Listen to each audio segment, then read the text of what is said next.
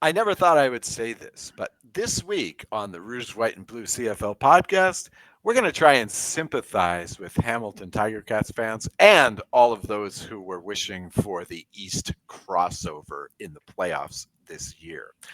Coming up next on the Rouge, White, and Blue CFL podcast.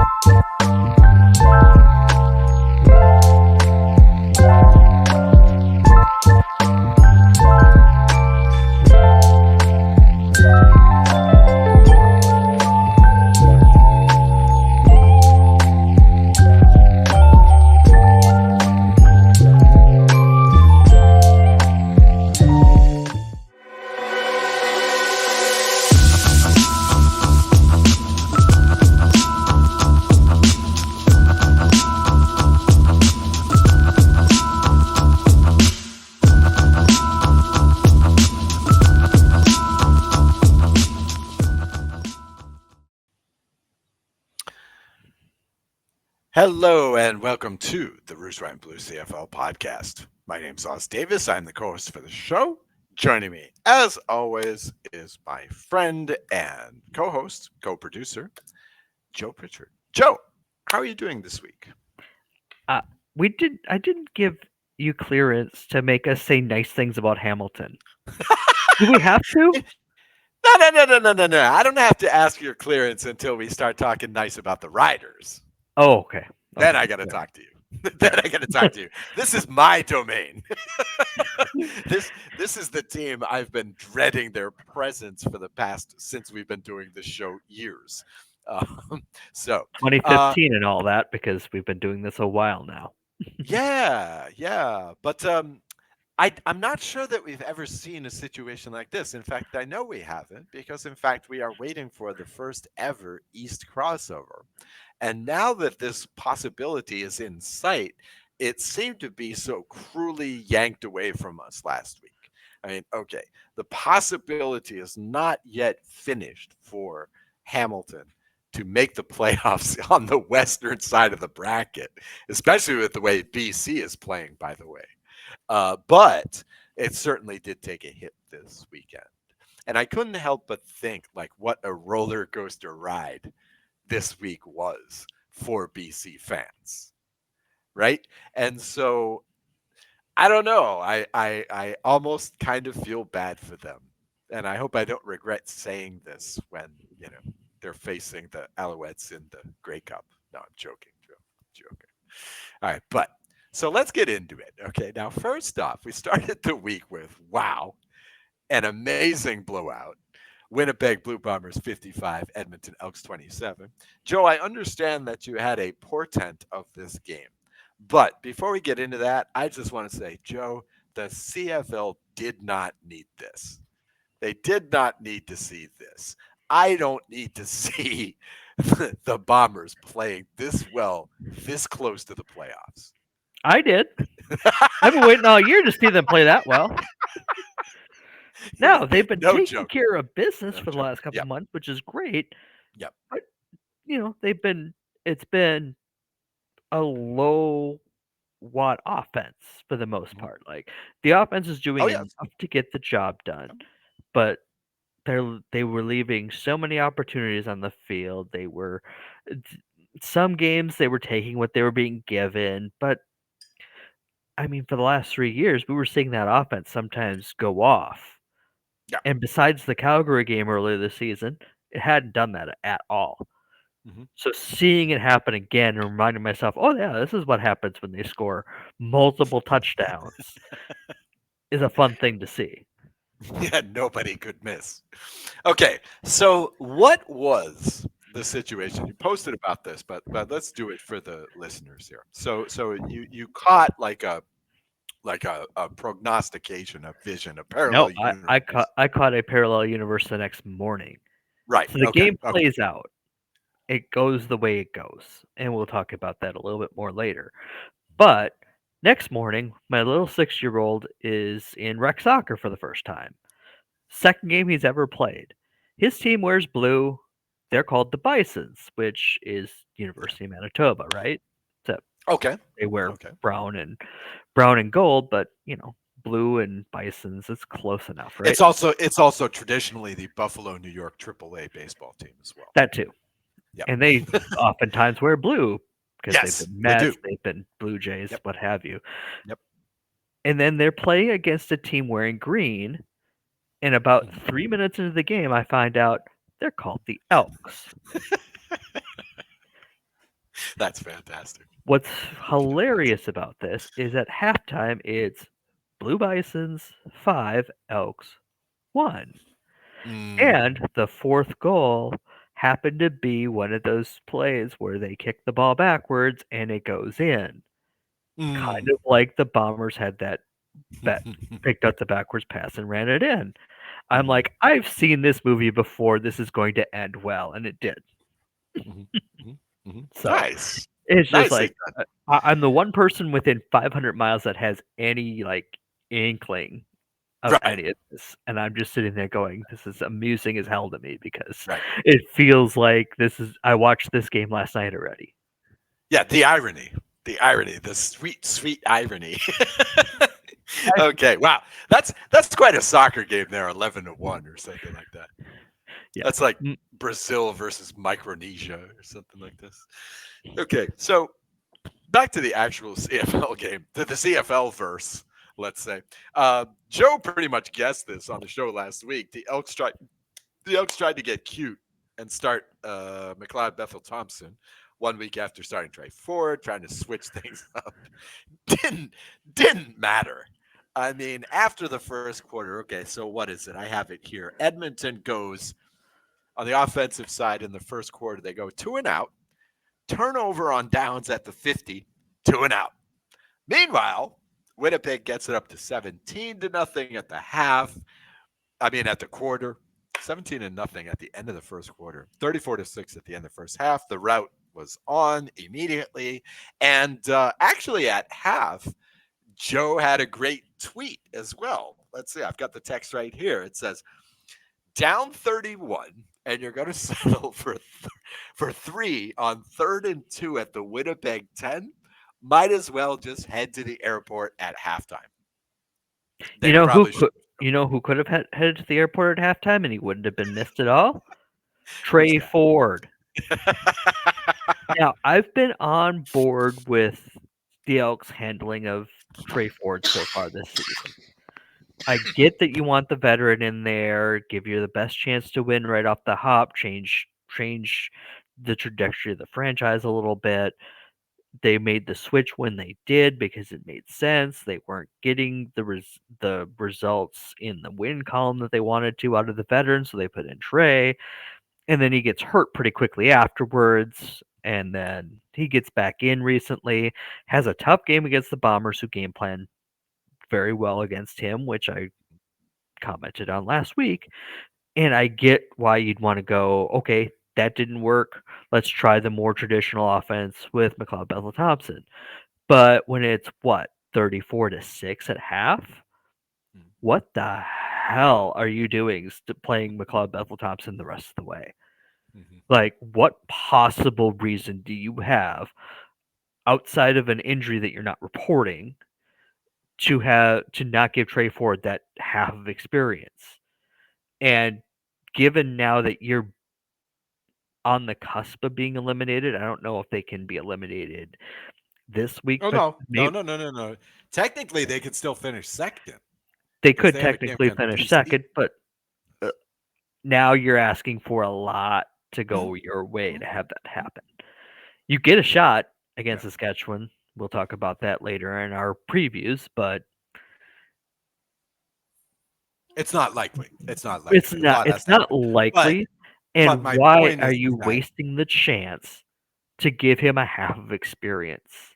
mhm, I mean, if he's not starting for you next week, I have to start wondering who the starting quarterback in Edmonton is going to be week 1 in 2025 because Yeah, I clearly don't yeah, have faith in him if that's yeah. going to be the case. Bo Levy Mitchell. Uh, Hey, so it's on the board. Vernon Adams is on the board. There's oh yeah, oh yeah, oh yeah. The Ottawa Red Blacks. We'll get to them in a moment, but I think Mhm. the Ottawa Red Blacks will have other. I don't think they'll be starting either of their quarterbacks next year. I think they'll have somebody completely different, for example. And I'm still loving your Calgary theory, by the way. In any case, That okay. would be So hilarious. Yes. yeah. So going back, it would be poetic. It would be awesome. So finally, going back to our theoretical Ticats fans. Okay, so after the first game, the Ticats fans are pretty happy. The Elks go down to 5-10. So already the Ticats were above them in the standings for that Mhm. possible crossover. So liking that, liking that. All right, then we follow this up with Hamilton Tiger Cats 32 at BC Lions 29, and another heart attack game from the Ticats, Mhm. who really are leveraging their primary advantage, which is smarts. Right? They've played smart football all year, and they've also played very, let's say, plucky football, as demonstrated in this game. I mean, they were getting this game looked like the Winnipeg game for a little while. Maybe not quite as much of a blowout, but certainly as one-sided. I mean, 16-0 at half says a lot. And Standback was, when they were giving him the ball, running all over, this defense, this Ticats defense. But I guess what everybody is really going to take this down to is the pass interference call. Joe, you want to weigh in on that? Nope. You don't. Nope. I Okay. just All don't. right. Okay. All right. Nicely That's a, done. Okay, it's a I'll take it's that. it's a tough one. Like I get it either way. It wasn't one of those things where I thought the command center made looked at it and went, "Okay, how can we find a way to make this as confusing as possible?" They made a call. Like early in the season, the problem we had with the command center was they were making calls that didn't make any sense. That one at least you could point to, okay, it makes sense. You might not love it, but you can find a reason for it to be there. Okay. Okay. I'm gonna do the same thing I always do. Can I do this one more time, Joe? Can I Yes. give my take on this one more time? Okay. It's just like ties. Okay. If you don't like the tie, if you don't want to put the game into the referee's hands, don't let it get to that point. Mhm. This whole season, we've been looking at this BC Lions roster and going, my God, these guys are stacked wall to wall. You look at the Ticats roster and you go, bunch of undersized guys, right? Not a very aggressive defense. The Lions should be winning this game 19 times out of 20. Period. It shouldn't come down to a so-so, let's say, referee call. It shouldn't. Period. That's it. Anybody wants to complain about a bad ref call? Too bad. Too bad. You shouldn't have let it get to this point. You're supposed to be the better team. All right. It's the same thing with the Saskatchewan tie earlier this year. Too bad. You don't want the tie. Win, win the game. Then honestly, enough complaining. Yes, referees make bad calls. Live with it. I'm sorry. That's just like a sore spot for me. It's Yeah. like deal with it. And and That's it. and to get us away from that subject, what was it? Week 7, 8 that Hamilton fires Mark Washington and goes with Chris Jones, and how is that going for them? The defense shows signs of life, but you Mhm. look at these games, they're still giving up a lot of points. They are. Okay. They are, in fact, what's been more impressive, in my opinion, is the offense. I mean, again, look at this one. Bo Levy Mitchell got the ball with a minute left and brought them back into this game. When previous to this, in this year, did you believe that the Ticats could do this? Now, He's cool as anything. Look, I have this stat for you. Okay, in the fourth quarter, okay, while BC spent their first two drives going two and out, the Ticats ran up 173 yards of total offense. Mhm. This team can move the ball. And that's the thing. Lately, they've been putting up points on the board because Bo Levy Mitchell is playing the best ball he's played in 4 or 5 years. Yep. Meanwhile, Nathan Rourke, the so-called face of the CFL, goes 22 of 36 for 264. I mean, And he missed looks and had a couple of misses weren't that weren't forced, let's say that. right. You can understand a quarterback's getting hit, or he's ducking a hit, or he's trying to get rid of it because he's about to get hit and he misses his target. But I went back and I watched that last 5 minutes and just Oh yeah. watched Rourke, and he's off. I do expect him to bounce back to closer to what he was showing in 2022, but he's not there yet. Not this Uh, season. I don't think it's the going to happen. the enforced inactivity Hmm. from his NFL days, Hmm. the rust isn't coming off as fast as you'd expect. Hmm. Now, I don't think that means he's regressed. I don't think that means also 2022 was ridiculous. That's really hard to get to anyways. But at Yes. the same time, right now he's not playing well, or as well as we believe he's capable of playing. Mhm, mhm, mhm. Well, again, it's like you say, and I was watching this all weekend. Like you said last week, so many times, these teams are dumping 8, 9 guys into coverage. I mean, there were times in the Saskatchewan game where they had 4 in the box. It's just like, please run. Please run the ball. We've got the pass defended. No problem. And similar situation in this game. William Standback, he averaged what, over 5 yards per carry, and he got 10 carries. Hmm. Like It's like, the defenses are dictating to the yep, offenses yep, to play underneath. yep. Edmonton had a couple of bad matchups against Winnipeg receivers this week. It didn't work out Hmm. their plan. But Hmm. everybody else's plan, it just seems to be get it underneath, make the tackle, and make the offense have a 12 play drive to get in the end zone. Hmm. Eventually, teams, and some teams have, like Winnipeg, just decided that the underneath stuff is going to be their bread and butter, Hmm. Hmm. which pulls teams up and then opens up the deep stuff. But some teams are swimming against the current and just not going, I have an all-star running back behind me, let's give them the ball and let's make Hmm. them come up and then we'll throw it over their heads. Hmm. Right, right. Stand back, stand back again. Like this guy this year. I mean, again, here's an MOP candidate. This BC team. Everybody wants to talk about the receivers, and they are awesome. They still have what, 2 in the top 4 per yardage or whatever. Okay, still despite the problems. They want to talk about these 2 franchise quarterbacks who are not playing like it right now. But their best player has been stand back this year. It's give them the ball. Give them the ball. I wonder because there's still time for the cold Canada weather to settle in.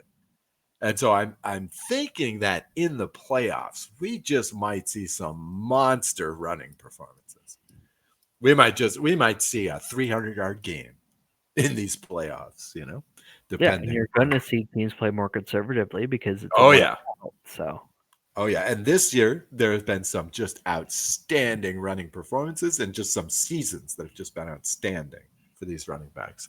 I wanted to talk to you about BC's short-term future, but did want to give a shout out to the secret MOP of this game, who has got to be referee Ben Major, who for the third time in like 2 months got to actually make a joke on the mic. I mean, this guy could become the greatest referee ever if he sees a few more punts hit the scoreboard in BC place.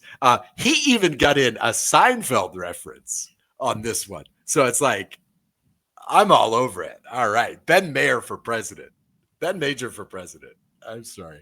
Or For prime mayor. minister for that matter. There you go. Either or. I don't know. Is he, I guess, do you have to be a Canadian to be a referee in the CFL? I believe that's where they get them from. Yeah. Okay. Okay. Okay. All right. So okay, yeah, for prime minister then. Definitely. Definitely. Okay. So, all right. So now BC has versus Calgary, at Saskatchewan versus Montreal. And for Montreal, that game, well, that's the second to the last game because BC gets the bye in week 20. So they play their So, starters for a half instead of not at all. yes, yes, for Montreal, that could be a tune up since they do have that one seed clinched. I hope they don't go Argos this year. And I just hope like that, completely turtle, right? yeah, I hope that we don't see too much of the second string as much as I love the second string of this team. Uh, you know, Antwi, I like Antwi. I've liked him since the college days, but I don't need to see him running 20 times a game. All right, so hopefully Montreal has learned from short-term history and won't do that. But we're talking about BC. Okay, so BC, you would think that in these three remaining games, two of them are winnable. But the way these guys are playing now, I mean, could BC actually get crossed over? It's on the table. It certainly is, isn't it? Um, I'm not what? going to sit here and say it's likely because that would mean Hamilton would have to be 2 up. No, they'd have to be 3 up, basically. Um, they would have to win 2 more games than BC does. Yes, Right. yes, 2 more yes, games than BC does. yes. So, but if BC goes 0-3, Hamilton It's on the Hamilton table. gets.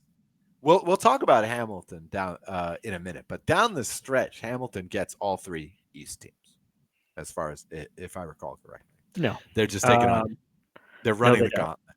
Oh, Nope. okay. They got to host Winnipeg this week, Oh yeah. and That's Winnipeg right. has Right. Yeah. Yeah. has things to play for, so that's not a Yeah. gimme. I think it's Ottawa then. One of these Eastern teams plays out against the East. So, but That we'll would we'll be get to correct. that. Yep. Yeah, Yep. we'll get to that. Okay. So now our Hamilton Tiger Cats fans are pumped, right? They're feeling it. They're having visions of playing Winnipeg in the Western Conference Finals after this game. Okay. Then, unfortunately, you get Saskatchewan Roughriders 29, Ottawa Redblacks 16. Now, against Joe Pritchard's coach, Joe Pritchard's wishes, the Redblacks indeed started Jeremiah Masoli in front of Drew Brown. And Brown was hurt though. okay, right. But again, I mean, one wonders if this was a move that might have been made anyway. Um, and unfortunately, Masoli was not very good. I mean, the statistics look great 3 touchdowns versus 0 interceptions. But the truth is, the first time he went for a long pass to Dominic Rhines, which, by the way, my fantasy team appreciated very much there, unfortunately, he was intercepted on that. And then this had come maybe a minute and a half on game time after Lewis Ward missed a field goal. And I don't know if you're a Red Blacks fan and Ward misses the field goal, that's a bad sign. That's just you may be in for a long afternoon. And Exactly my thought. yeah, I mean you watch the highlight clip for this game, for example, and it looks as though every time Mazzoli has the ball, he's throwing a pick.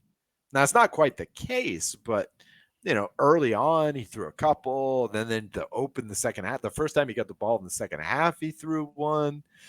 This was not his game, and in fact, the one time he did have a solid touchdown pass, and this one was to Keaton Brugling. Keaton Brugling, who I think has had maybe 3 targets this whole season, just had one right on the numbers and dropped it. So The Red Blacks, it feels to me, Joe, are going cold at exactly the wrong time. And You're yes, here not we go. wrong. Yeah, You're not wrong. here's the schedule here. They got bye week at Montreal, at Toronto versus Hamilton. This And the way they're playing right now, the bye week's got to have a chance. So you're saying they could go 0 and 4? But Might be impossible. Maybe they just went through Hamilton, Montreal, and Saskatchewan and went 0 for 3. So yeah. Yeah. This is unfortunately, I kind of feel like Ottawa has turned into a pumpkin here. I yeah, think and that then the even clock is before starting to that, run. they did beat Toronto, but then they got smoked out in BC. I'm wondering if that BC game out west is kind of the point where you can point at and go, that's when the season went That's when they downhill. broke them. Yeah, that's when they were Mhm. broken. Yeah. It might have been because Drew Brown hasn't had a really outstanding game since then. Okay. So on the other side, you have Saskatchewan. Okay. They're finally beating the teams they're supposed to beat. Trevor Harris is playing solid ball. Mhm. Again, he's a big stat guy, but now he's actually in this game at least he's actually winning. Um, and after this win, thanks to BC, they're looking at that number 2 spot. They're looking at a home game in Mosaic. Yep, there they are. They've got Edmonton. What is that? That's at Edmonton versus BC, a bye, and versus Calgary. So I mean, here's a team that's looking up all of a sudden after breaking this 6-game streak without a win. Hmm. Yeah. What do you think? Are you fearing them in the West Championship yet? I'm not fearing that just so much as anything any given Saturday. So, Yeah, yeah. I would fear that more than I would fear what they have, but I mean, Labor Day and Banjo Bowl were both close games and well played on both sides. So Okay. I don't want that. I would rather see BC for the third straight year, but that seems to be out of Mm, BC's control at this point. yeah, sure. BC is kind of in control of their own destiny, and I'm not sure that's a good thing. Okay, so again, in terms of Hamilton, this game was kind of a bummer, Mhm. for them. But at least because Of all Saskatchewan. things, Ottawa hurts them. So Right, right. So, but at least the Red Blacks went down, so they're feeling they're a little bittersweet about this one. And in theory, they could still catch Ottawa, but right, that'd be right, that's right. But also on the table, but that's harder sure, to make happen. yeah. Well, I mean, let's see how hot Hamilton is. Let's see how Calgary, Bo Levy Mitchell is, because at this point, I mean, again, Mitchell seems capable of snatching victory from jaws of defeat. He's been doing that lately. Not against the most stellar competition lately, but you don't play Winnipeg every week. So they will next week, but you don't play Winnipeg every week. So, there are a lot of teams in the CFL that they can beat, and they are beating them right now. So, Hmm. um, so basically, at this point, we're 3 games in now. The Ticats are like, okay, well, all is not lost as long as Montreal beats Toronto, right? Because then at least we can gain ground on, Ottawa and Toronto, Right. right? At that point, they'd be one Right, game back with the right, tiebreaker. Toronto goes down, but they had other ideas. right. So unfortunately, right, Oz Davis bet on Montreal, and so Toronto Argonauts 37, Montreal Alouettes 31. Um, I'm guessing, Joe. I'm guessing that the CFL media, at least let me be unkind and say the bottom feeders on CFL media, will be talking about the blueprint to stop the Owls. Do you think? So you need a pouring rain. You need an offense that's going well.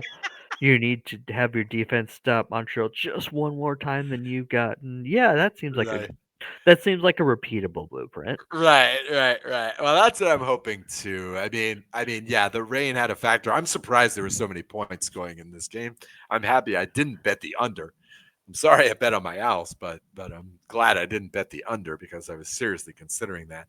But you had I mean, on again, as an Owls fan, okay, the plus side is wow, the special teams were great and the defense was great. I mean, surprise, surprise. Right? Generated key turnovers, whatever. Okay. On the minus side, this is a lot of points. On the minus side, the first half went 20 and a half to 9.5 in terms of time of possession.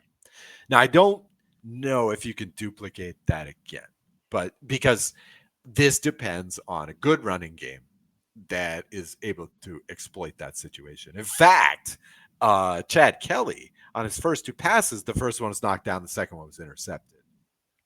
So if you have a Kadeem Carey, or maybe even the three, now two, halfback situation in Edmonton, maybe, maybe you can reproduce this, but I don't think it seems too likely. I was a bit concerned, Joe, about the play selection here. Walter Fletcher was the only proper running back who got any touches at all. And he got 8 carries out of 46 snaps. So I'm a bit concerned with that play calling, especially since Fletcher was having a great game, Sorry, right? that was my fault. I was facing him in fantasy, and I needed him not to score many more points. So I told them to stop doing it, and they listened to me. Damn you.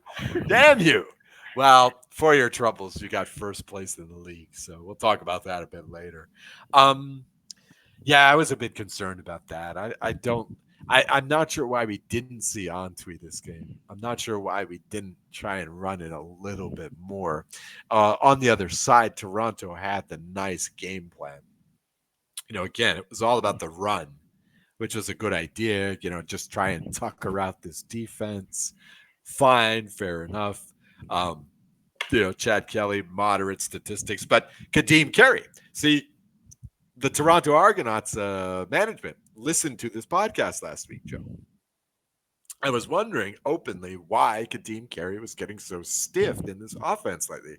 Well, this week, 80 yards rushing, 139 total yards. 90 yards rushing, 139 total yards, and a touchdown. So I hope you had him in fantasy this week, Joe.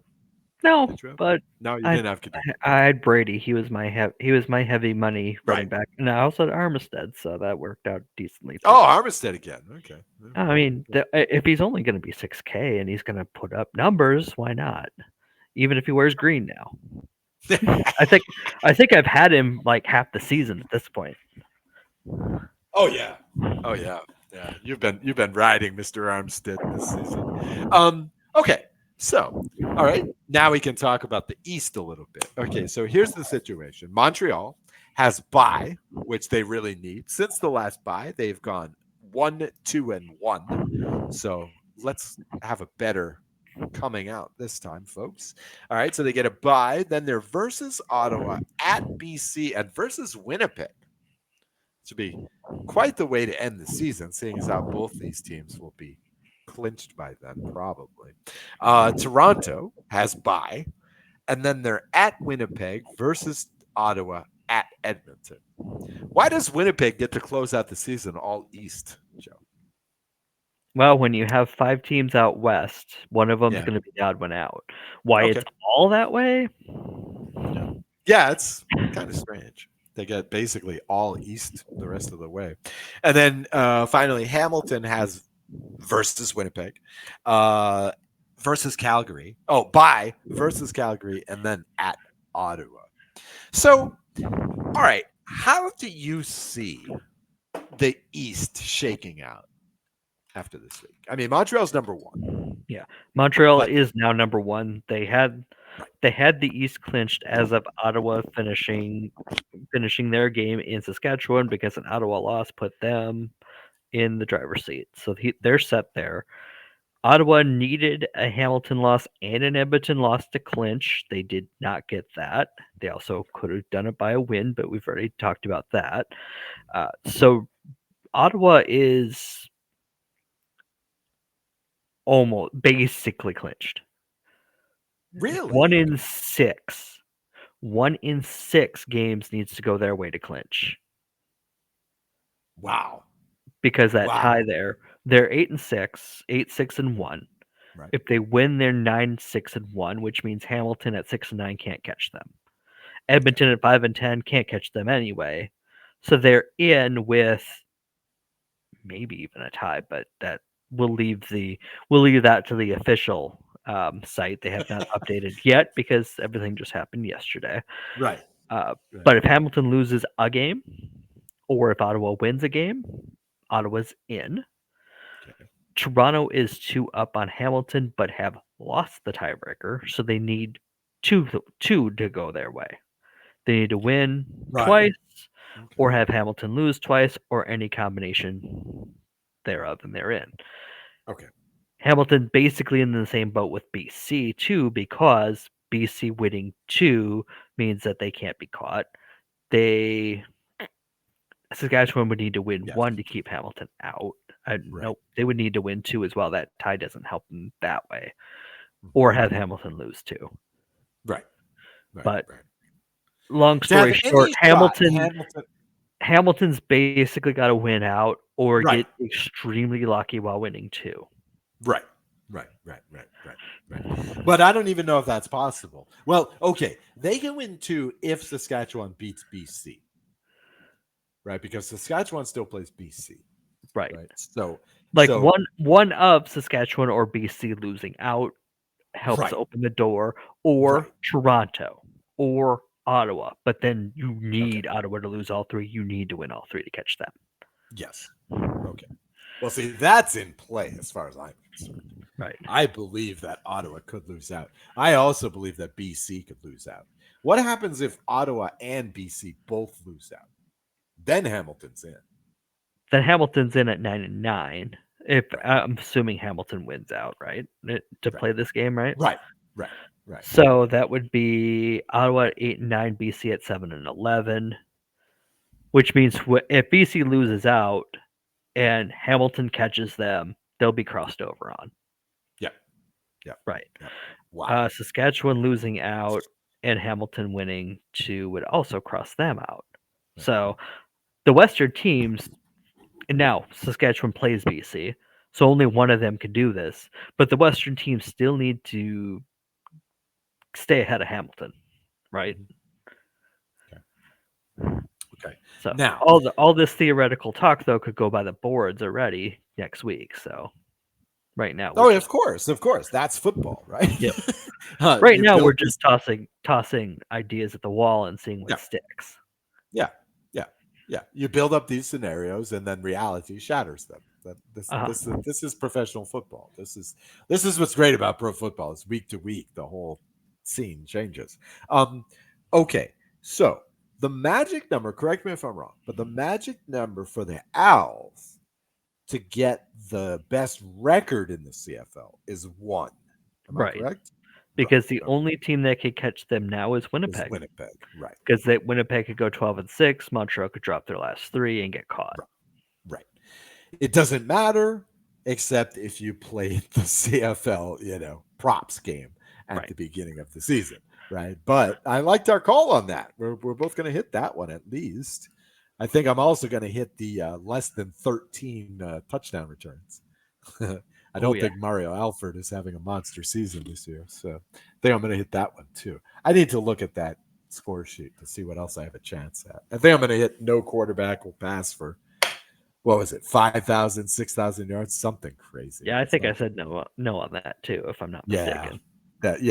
I'm pretty sure we both had no on that. That seemed pretty unlikely. now you wonder if anybody's going to get 4,000. All right, so uh, we'll do next week's games. Let me throw in our plug. Let's talk about Royal Retros at royalretros.com. And when they say retros, they mean memorabilia, ball caps, jerseys, t-shirts, long sleeve shirts, hoodies, jackets, and the proverbial more. Royal Retro has the gear and paraphernalia representing dozens of teams from defunct leagues, including the USFL, I guess 1.0, the Arena Football League, the World Football League, the XFL, Football Canada, and of course, defunct CFL teams like the Las Vegas Posse, like the Montreal Concords. That would be sweet. They also have various. They have gear from various pro hockey leagues, including the WHA, basketball leagues like the ABA, and of course, the really selling point for me, the defunct teams of Major League Baseball, Negro League Baseball, and the Pacific Coast League. Seriously, get your Seattle Pilots gear at Royal Retros. And best of all, you can get 10% off anything in the store when you use promo code RWBCFL at checkout. RoyalRetros.com, promo code RWBCFL for 10% off. It's a great shop. You won't regret it. Okay, so let's talk next week's games. Short slate next week. I don't like it when we hit this part. I don't like it when we hit this part of the season. All right, let's see. So I'm calling up the official site, CFL.ca. I need to see the games because we don't have lines on these yet because we're recording this on Sunday night directly after the games. All right, so we start with, oh boy, we start with Winnipeg at Hamilton. Okay. Remember that thing I just said about this whole thing could be theoretical and wiped out pretty quickly? Yes. My picks this week pretty much preclude this, just Okay. as a heads up. Okay. So you've got Winnipeg here. You've got Right. Winnipeg. I'm not comfortable about it as a Winnipeg fan. Both teams are hot. Yes. Hamilton seems to do very well against Winnipeg at home lately, even when Hamilton was struggling over the past And couple of how about Bo seasons. Levy Mitchell versus Winnipeg? That's going to be fun. It's going to be interesting to Uh-huh. see Uh-huh. how they handle that. Now, without the threat of the run, I like Winnipeg secondary, and I think they can make Bo make a few mistakes. At the Mm. same time, Bo's good enough to make Winnipeg pay if they make mistakes. So it's going to be a good game. I think Hamilton's going to make a couple of plays you don't expect. I don't think I'm going to be nearly as comfortable as I was this week watching the game. Mhm. I'm still picking Winnipeg because they're the hottest team in the league, but I mean Hamilton's number 2 right now, right? Mhm. Okay. I'll be interesting and I'll go with Hamilton. Sure. I tell you what, I haven't seen the spread yet, but I'm guessing this is going to be at very least 5.5 or so. I would definitely take Hamilton plus the points in this Yeah, game. I think yeah. this might be close. But again, the wonderful thing that Bo has shown recently is just this coolness under pressure. I mean, if you give him the ball with a minute left, he can score. He can run. He can move this offense. He can score. He's got the receivers. He can do it. So I think this one's going to be close. I think this one's going to be close. I don't know if we'll see another overtime, but I think that yeah. So I'll take Hamilton just for fun, just for fun. But I'll definitely take them plus the points. All right. So second game. I guess this would be late Friday night. Calgary at PC. Wow. Okay, I will say this as a bettor, I would stay away from this game. No way. I cannot trust BC right now. Who knows what Calgary is capable of these days? Who knows? Reggie Bigleton against this secondary, he might feast. If you're still playing fantasy, that might be a good pick for you. I guess I'll have to say talent wins out and go BC. And the home Really, team. And being the home team too generally will help, although it hasn't lately for them. it hasn't lately. It hasn't since week 6, Joe. Again, they It's haven't won at BC since incredible. BC plays since week 6, dude. They've only won one game in British Columbia since week 6. So it's like, you know, I mean, they started off 3-0 at home, and since then they've been 0-3 at home. You count the Victoria game, okay? They've been 1-3 at home. It's just you can't count on that with BC right now. You can't count on anything with BC right now. Why is this team not in second place in the West? Why is this team not above 500? Why is this team not in first place in the West? Right? That's an argument, but Winnipeg is awesome. Well, Winnipeg is awesome. Winnipeg took a long time to find their stride, but they have Yes. now. Like, remember back when Winnipeg was in August, Winnipeg beat BC back to back, and I'm like, that was Yep. BC's chance. They had a chance to Yep. put the Bombers away, and they failed. Yep. Yep. They sure did. They sure did. And ever since then, it's been all downhill from there. Mm. Um, so what? I mean, are you going to take BC on this game? I'm taking BC because, like, why would you take Calgary at all right now? Yeah, yeah. Like Well, because they're BC, playing BC. Because they're BC playing would be is a hard sell, but not as hard of uh, a sell to me as that's Calgary. Calgary away. Yeah. Okay. Like you can give me a lot of choices, but Calgary's not going to be one of them right now. Yeah. Like Yeah. whoever's playing Calgary, okay, them. Yeah. I believe this team has still yet to win on the road this season at 4-9-1. So all their wins have Are come at correct. home. So yeah. So I don't. Yeah, their chances can't be great in this game, but wow, it's tough to back BC right now. It's very difficult. Talk about cold. These guys are ice cold.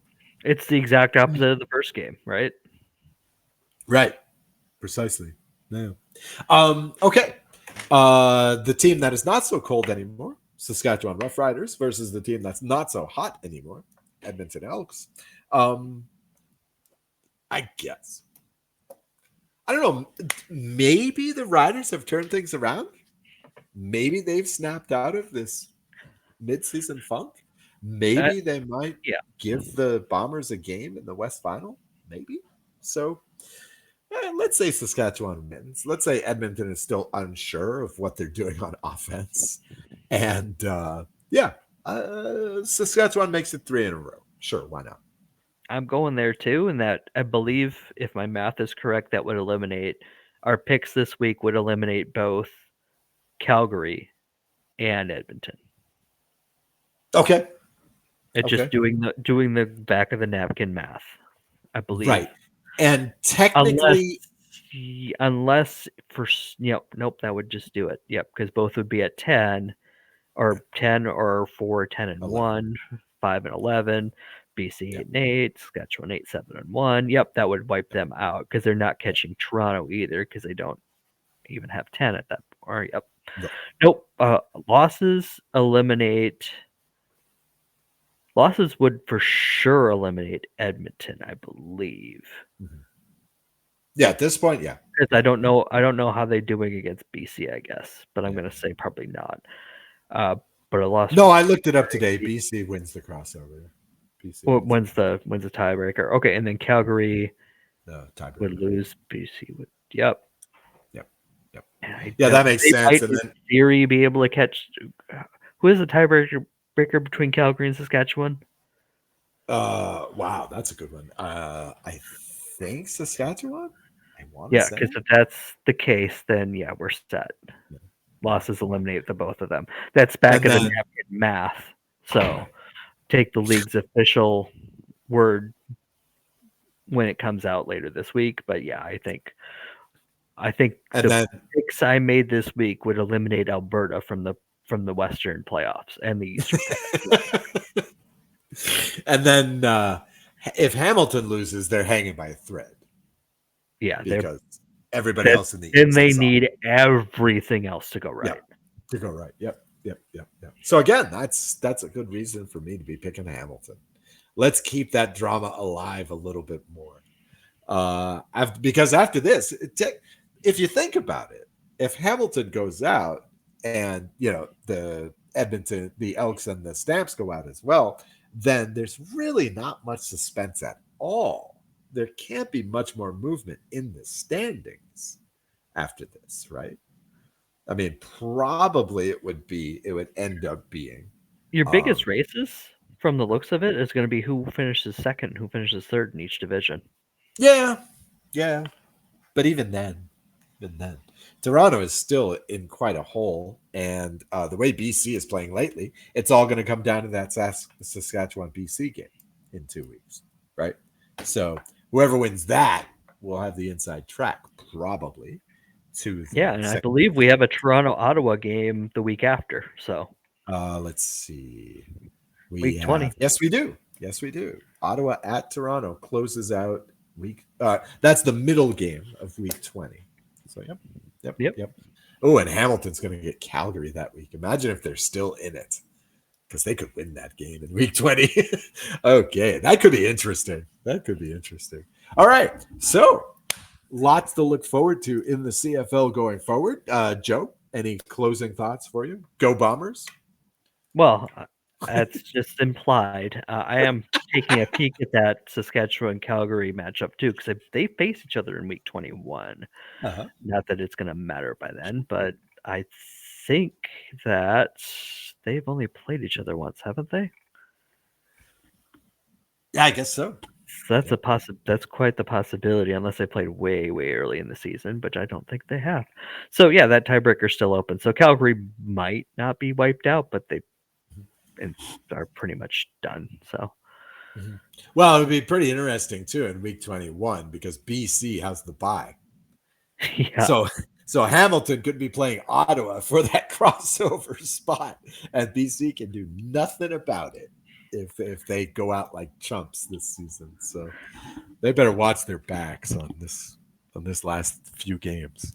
Man, if they lose to Saskatchewan, oof, yep, I would not want to be a Lions fan if they lose that game because they'd look bad. And just, I mean, this was the year, right? This it was like was. Hamilton a couple of years ago. You're hosting. You're the Except that favorite. Hamilton had already been fading for a couple of years. Yeah, yeah, Like yeah, tried their yeah, hardest to yeah, yeah, like one more big run with what we've got yep, instead of this where everybody yep, expected BC to run away with yep. things early on, right? I mean, this has felt like a championship window, and they haven't even gotten to the big game in Nope. this 2 3 years. You know, it's just like, come on, BC. That's what a drag. What a drag for them. And also what a drag for the Hamilton Tiger Cats, but at least they've been winning lately. In any case, okay, let's close out this show. This has been the Rouge, White, and Blue CFL podcast, a production of the Sports. I'm sorry, a production of the Shotgun Sports Network. Let's get that correct. My name is Oz Davis for my co-host Joe Pritchard. We are out of here. Enjoy the games and go Ticats. Maybe, maybe, Maybe. maybe.